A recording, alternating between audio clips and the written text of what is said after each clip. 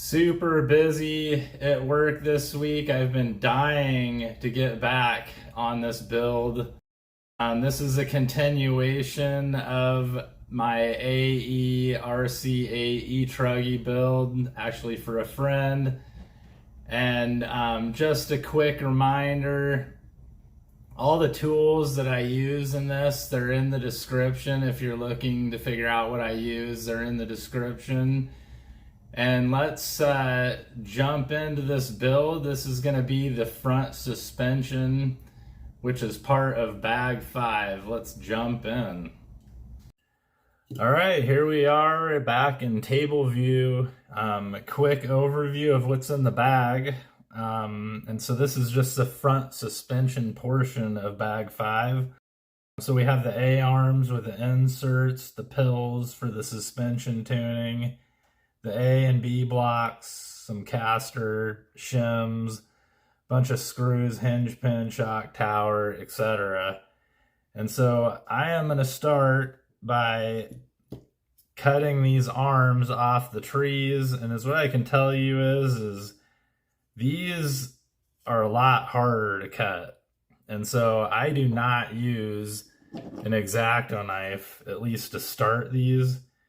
I like to come in this way and run up with these flush cutters and chop it off like so. And I do these. Oh, I'll make sure you guys can see that. We do these and kind of that orientation like so. And then once I do that initial cut, then I come back in here and clean it up with an X-acto knife just to make sure that's fairly smooth. Sometimes it's good to go both directions. So we just clean that up. And then we'll cut these little nubbies off as well. And then the next step is we'll actually put these inserts in the arms, screw them down. It uses the pan head screws here and then the flat head screw, actually sorry on these ones, pan head screws here and the flat heads here, and then this is all flat heads. So I'm going to go and do that. I don't think you guys want to watch me cut a bunch of stuff off of trees and put screws in. So I'm going to do that and then I will come back. All right, one quick note I wanted to show you guys before I finished up these arms is, before I was showing you cutting this way with the end cutter, but I actually found if you cut it this way instead, you get a little bit cleaner cut. So I'd recommend going that way on these arms when you cut them. You just get a little bit cleaner cut with them.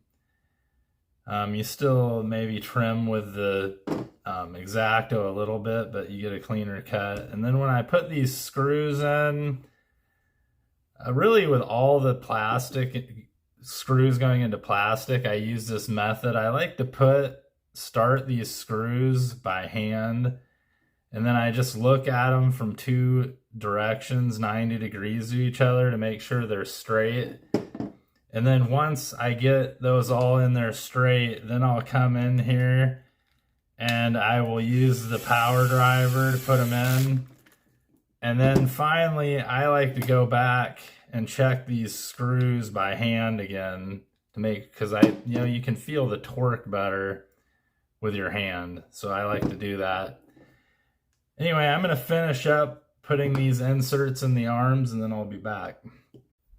All right, so here we are back. I got these arms with the inserts all installed on all 4 arms. I also cut out the pills here for the A and B block, and then these pills would go in the upper arm blocks. Just a note, in the kit setup, it's all center dots for all of these settings. These A and B block ones, they control the kick up angle. So how much your front end arms are angled relative to horizontal. You know, that kick up, it's a setting that you would tune. If you get a super bumpy track, you might want to kick that up a little more, and if it's a really smooth track, maybe you kick it up less. The biggest impact of kick up angle is it makes your steering is not so precise with more kick up angle. So yeah, if you have a smooth, higher traction track, then it makes sense to get some of that steering precision.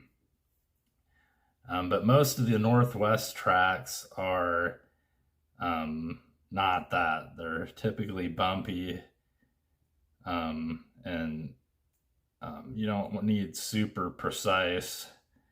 These pills are kind of tight. Wow, they're tight. Make sure you get them in there straight. Let's try this one. Also good to make sure you cut the flashings off so they fit in correctly. You know, I'm gonna go off camera and get these in, and then we'll come back. But the main thing is to get them in straight, and then you can kind of use the table like this to push them in once you get them straight. Or maybe grab like a hex wrench like that. Yeah, so that one's in. Hex wrench, or sorry, this is my 5.5 nut driver. Use that to push it down. So yeah, I'm gonna put these in and I'll be back. All right, so we got all these pills put in the A, B, and the upper block. I also put them in the tower over here. One comment I forgot to note earlier is this, I also put this droop screw in the A-arms. The droop screw is this screw. It has a head on this end, and it also has a head on this end, which is really nice because this allows you to tune the droop when these are on the car and not having to get to the bottom of this screw. So make sure you get the right screw. Should be the only one of this size in this bag, but just make sure you get that right screw. And not going to go into too much detail, but droop is actually a really important setting. It controls how much fore and aft weight transfer you get. And so if you're not having good traction going into the turn or bad traction coming out of the turn, you can use these droop screws as a quick way to try to increase that traction. Anyway, these are set per the manual. This screw here sits up 4 millimeters from the surface, and I found out that's a quarter turn less than fully tight. So I put those together that way. The other thing I do with these arms before I assemble them is I like to make sure these arms are free. Sometimes these can be non-concentric and cause binding of the pins, and so I like to see these pins, you put them in and I want to see them drop through. At the same time, you want these pins to not have a lot of side-to-side slop, which, you know, this one's really loose and free, which I really like. There's a tiny bit of side-to-side slop, but it's really good. So to check that on all my arms. You can also like spin these hinge pins. Like these are brand new, so they're straight, but it's, you know, if you're doing this on a used car, check to make sure your pins are straight. You can just roll it on the table to check that, and then if, you know, it's good to try them in different orientations, but this one's also a good arm. If you didn't have good arms and there was binding, then you want to take a 4 millimeter hinge pin reamer, and you know, they look like this here, you'll take that and you'll run it through this hole. A lot of times on a used car, you'll get dirt in there, and so these are nice to clean that out. But you'll want to ream that hole out and make it to where these pins drop through. So the same on these upper arms, you want to do the same thing. You just want them to drop through. No side to, like there's a little bit of side to side play, but again, drop through. Check, yeah. So these all feel really good. It's nice to have a kit that you don't have to mess around with that on. So that's all good. So the next step here in the manual is we take the B block, which is this one that kind of has these ridges on the top, and you take this B block and you can see there's these recessed holes that go into these protruding cylinders here, and you stick that on here, and we're gonna screw that on like so, 2.5 mil wrench. So when I'm doing this, I always like to put them both in, like start them just a little bit, put them both in. And then I always like to check to make sure these things are going in straight, which they are. For this point, you could get out the power tools. Love my DeWalt gyro, but I don't have the 2.5 bit in it right now, so I'm just gonna screw these down quickly by hand. And you know, if you're doing the gyro or a power screwdriver, you need to adjust the torque clutch based on the head size and the length of the screw. So the longer the screw, the more torque you're going to need, and typically the bigger the head size, you're going to need a little bit more torque. Okay, so we got that on there. So the next thing we're going to do here is we're going to put these arms in. It looks like they go, that's interesting. The manual originally shows you putting the B block in on the first step, and then it goes and it shows the A block is installed. So just be careful that that doesn't throw you for a loop. So these arms, the inserts point down and the shock holes point forward. Whoops, so yeah, like that. So like this is how they go.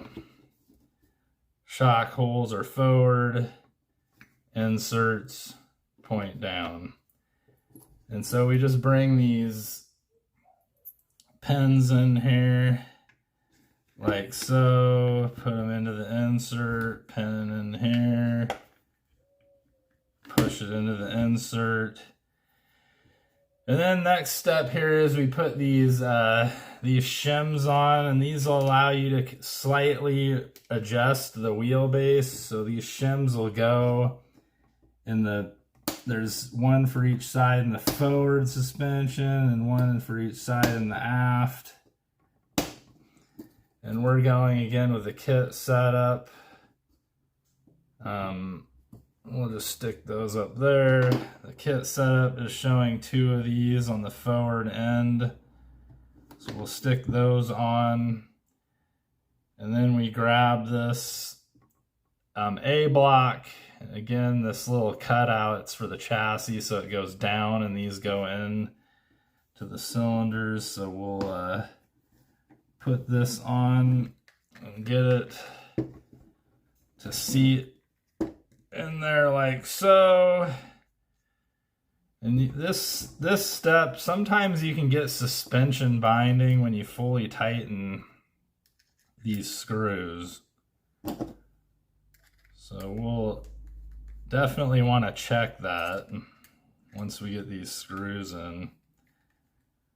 So again, check for the screws looking aligned. They are. Let's screw these things down. And it's fun when you get to this point because it starts to look like a car.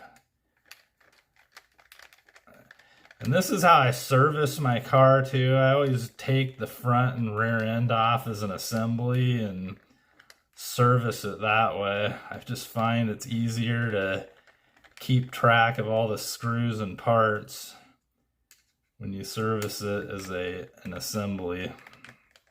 And so yeah, I always do my front end servicing and then put it aside and do the rear end and then the center. All right, so we got the arms on and they're moving freely. And there is a little bit of forward to aft play in these, which, you know, that doesn't bother me. That's not really a big deal. But if you do get binding, you might have to take some, you know, like 200 grit sandpaper and sand down these wheelbase shims a little bit. You know, just put it on the paper and swirl it around like so to take material off. But these ones are pretty good. There's no binding. So hopefully, but if you have a different kit where there's binding, you can do that. The next step in the manual, it has you putting in the sway bars. I'm going to skip that step because I want to spend some time on a separate video on just sway bars. And so I'm going to go into the where they got the next step, which is installing this tower and the top arms, etc. So we'll do that.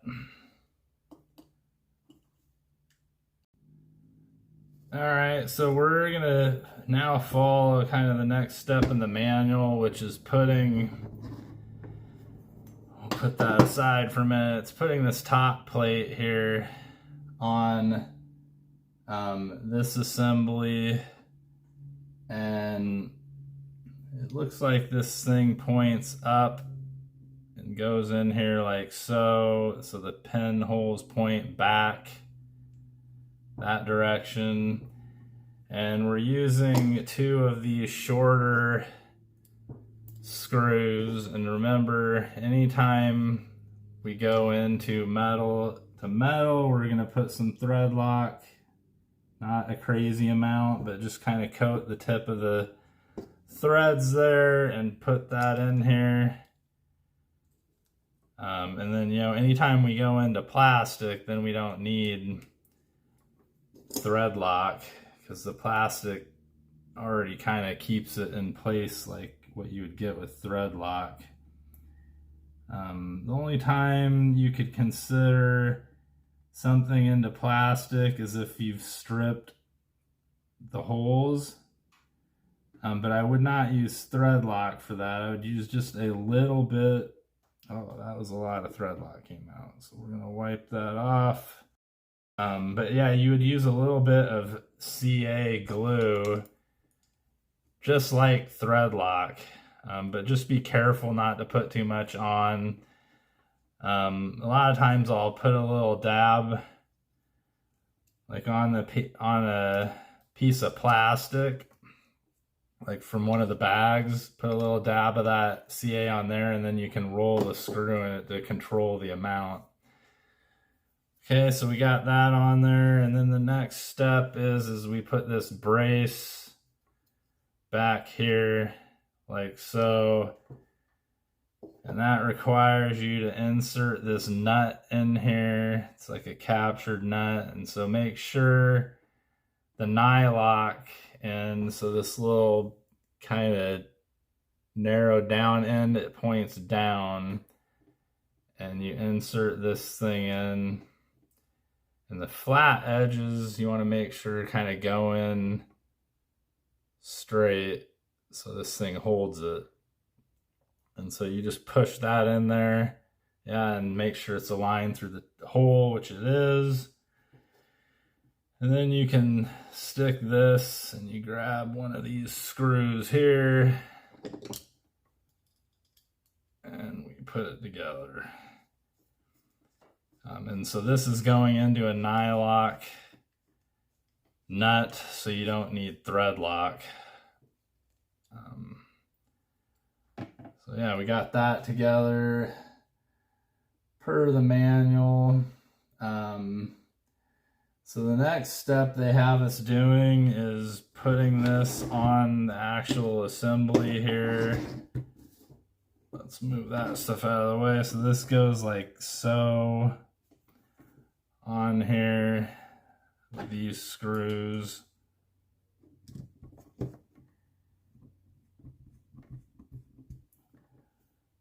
So we'll stick this on.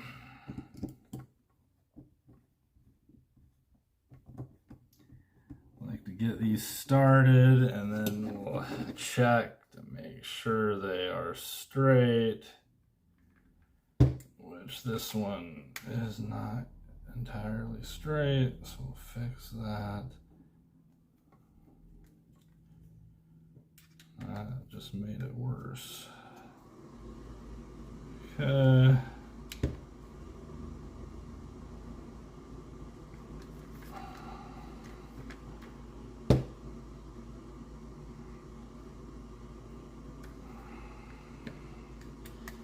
Get those straight and drive them in. Like so.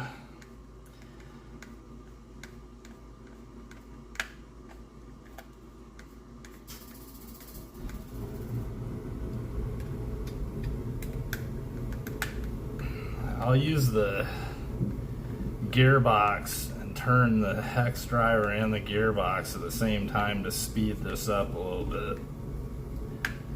Alright, so we got that top plate on now. Alright, so the next step that we're going to do here is we're going to stick these shock standoffs, and you can see there's this like milled out area, and the shock standoffs go in that, and it holds the hex for you. And then we use these big long screws, and the kit setup is the middle hole. So we use that middle hole to put these in. And some kits you'll see like a washer, or they'll put some like fancy like beveled washers that are made out of aluminum. This one we just use a straight screw, so it goes in the middle hole from the back side. And then I like to put a little bit of thread lock down on the end.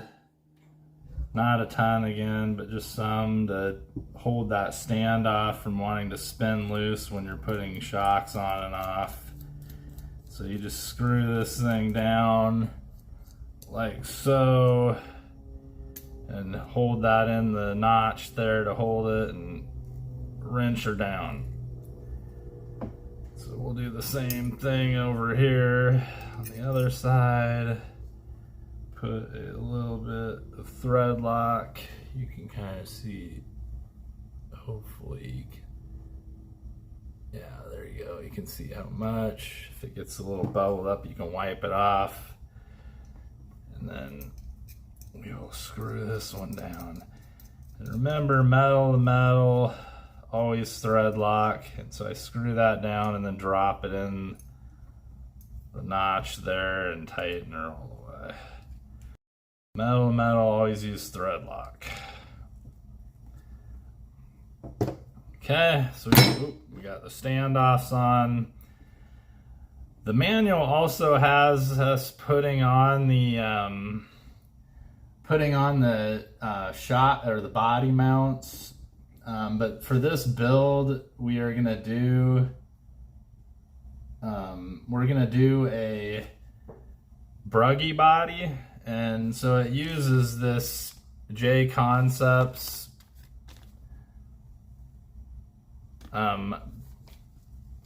pieces. I'm gonna figure that out later, so we're gonna skip that part in this build.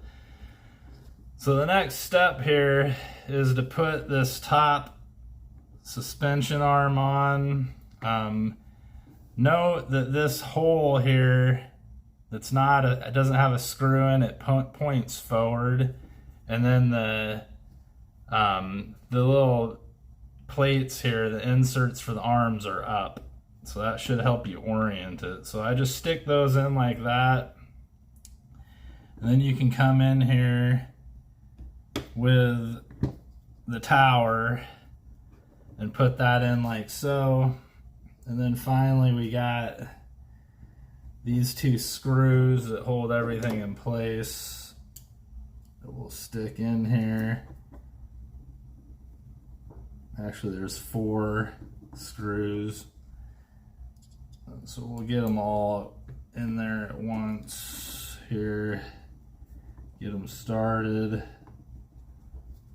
You know, when you have a bunch of screws going into one part, it's always good to kind of start them all first with it loose. It just makes it easier to get them all in and make sure you don't have something binding up or wanting to go in crooked. So we stick all those screws in and just check everything, and it all looks good. So let's tighten it all down like so.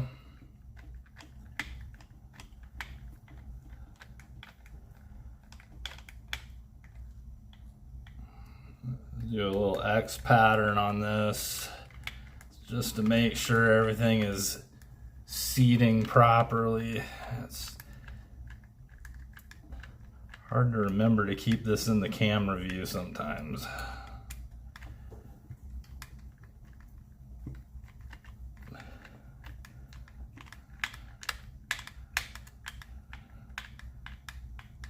Get these in here, and again, you know, when you're going into plastic, things don't have to be gorilla tight. You know, you just want to tighten them. I mean, you don't want them loose either, but just want to tighten them. You know, I'm not straining to tighten these. Okay, so we got that in there. And then the final step here, to call this suspension arm assembly complete, is we put in these little shims here. They're caster shims. So caster controls the amount your steering, they normally call it a kingpin angle. It adjusts the amount that leans. And it's similar to what I was talking about with kick up. You know, you can adjust the steering responsiveness by adjusting this caster. Anyway, the kit setup here has 2 shims, a 1.1 and a 1.0 shim on the front of the car, so closest to the shock tower. And these just snap in. You can just snap them in after you've assembled everything.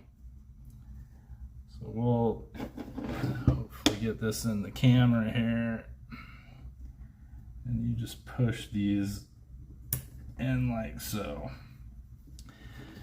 So the final thing on when you build suspensions or service them is you just want to make sure, like, these arms should drop freely under their own weight. Like, all these arms should feel freely, and if they don't, like, you know, I'll normally check these as I go along. If they don't, you want to investigate why they're binding up. And you can see, like, this play, there's a tiny bit, but it's similar to the bottom. So no major play. Yeah, anyway, so that wraps up the suspension build. I'm gonna put a video together for doing the sway bar and adjusting the sway bar, and then we're gonna do the pillow ball suspension.